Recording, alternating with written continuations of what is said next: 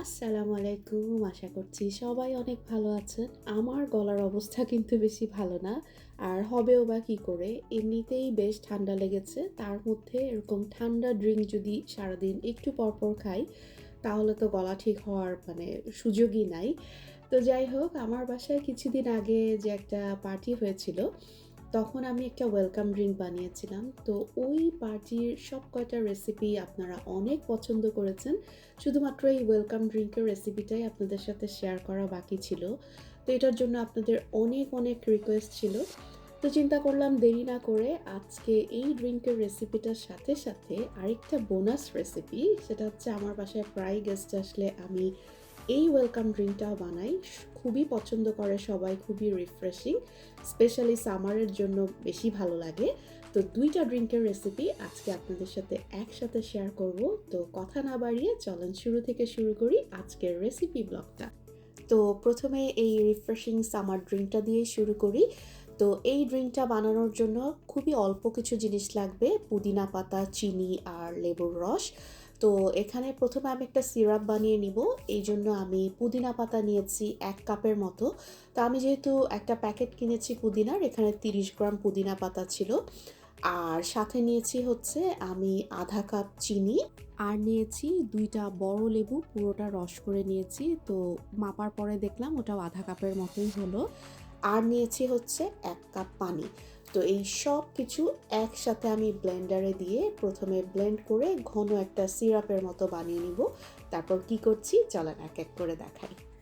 ও আরেকটা ছোট্ট কথা, আমি এখন যেই পরিমাণ সিরাপ বানাবো, মানে যেই মাপে বানাচ্ছি, এটা দিয়ে কিন্তু ১ লিটার ড্রিংক হবে এবং আমার জন্য এই যতটুকু চিনি ইউজ করলাম একেবারে পারফেক্ট মিষ্টি লাগে। তো আপনাদের লেবু যদি একটু বেশি টক হয় বা আরেকটু সুইট খেতে কেউ পছন্দ করেন, তাহলে আপনাদের পছন্দ মতো চিনির পরিমাণটা কিন্তু একটু বাড়িয়ে কমিয়ে নিতে পারেন।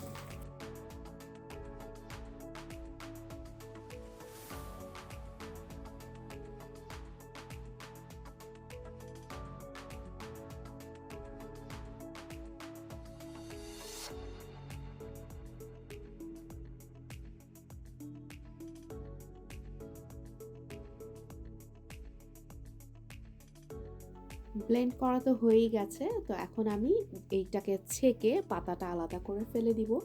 আর যে গ্রিন পানিটা বের হলো, এটা আমি পরে ড্রিংকে ইউজ করার জন্য আলাদা করে রেখে দিচ্ছি।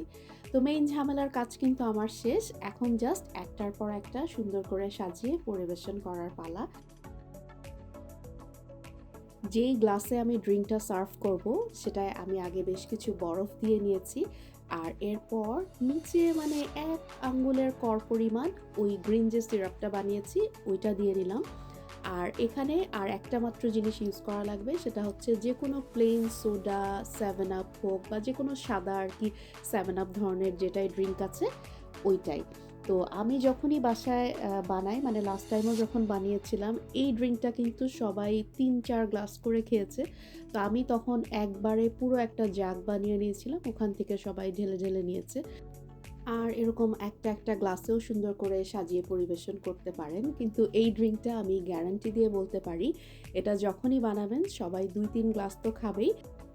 তো এইজন্য চাইলে ওই যে পার্টিতে আমরা করি না, একবারে বড় ড্রিংক ডিসপেন্সারে রেখে দেই বানিয়ে, ওরকম করেও রাখতে পারেন। যে যার, যার পছন্দ মতো একটু পরপর নিয়ে এনজয় করতে পারবে মজার এই রিফ্রেশিং পুদিনা ড্রিংকটা।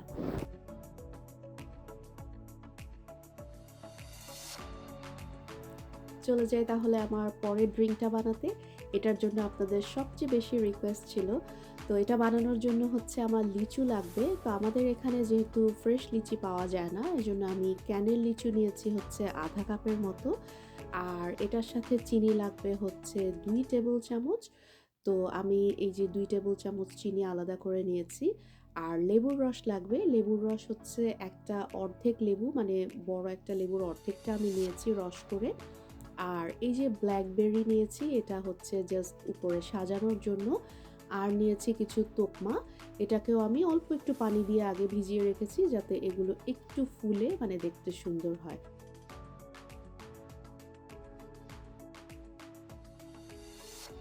এই ড্রিংকটার জন্য ওই আগের মতোই একটা সিরাপ বানাতে হবে। তো আমি ব্লেন্ডারের জারে এই লিচুগুলো নিয়েছি, আর সাথে চিনি, লেবুর রস আর নিলাম হচ্ছে আধা কাপ পানি। তো এই সব কিছু একসাথে ব্লেন্ড করে আমি ওরকমই একটা ঘন সিরাপ বানিয়ে আলাদা করে রাখবো। আর এরপর যখন ড্রিংকটা বানাবো তখন কিভাবে অ্যাসেম্বল করছি এক এক করে দেখাই চলেন।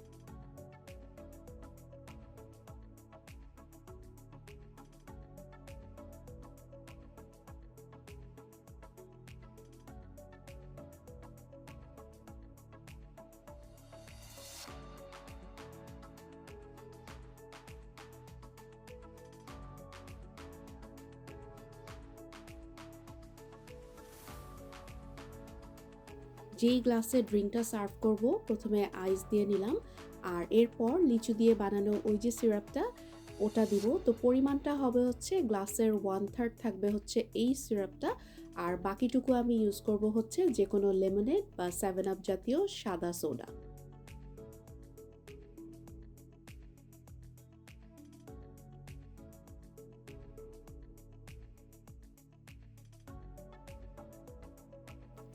এখন ওকে আরেকটু সুন্দর দেখানোর জন্য ওই যে তোকমা সিডগুলো আমি ভিজিয়ে রেখেছিলাম ওইটা দিব। চাইলে এখানে চিয়া সিডও ইউজ করা যায়। এই জিনিসটা একদম অপশনাল। কারণ এটা খেতে এমনিতেই মজা। তারপরও আরেকটু দেখতে সুন্দর করার জন্যই আসলে এই তোকমাটা ইউজ করা। তো ওই যে কথায় আছে না যে, "প্রথমে দর্শনধারী তারপর গুণবিচারী।" তো এইজন্যই আরকি ও এমনিতেও খেতে মজাই। তারপরও ওর সৌন্দর্য আরেকটু বাড়ানোর জন্য এই তোকমা বা চিয়া সিডটা ইউজ করা এই আরকি। তো তোকমা দেওয়ার পর আমি যখনই লেমনেডটা দেব এই তোকমাটা কিন্তু ভেসে উপরে উঠে আসবে। তখন দেখতে অনেক সুন্দর লাগে এই ড্রিংকটা। আর একদম ওই দিনের মতো সাজানোর জন্য আমি এই যে ব্ল্যাকবেরিগুলো টুথপিকে করে সুন্দর করে উপরে দিয়ে নিয়েছি।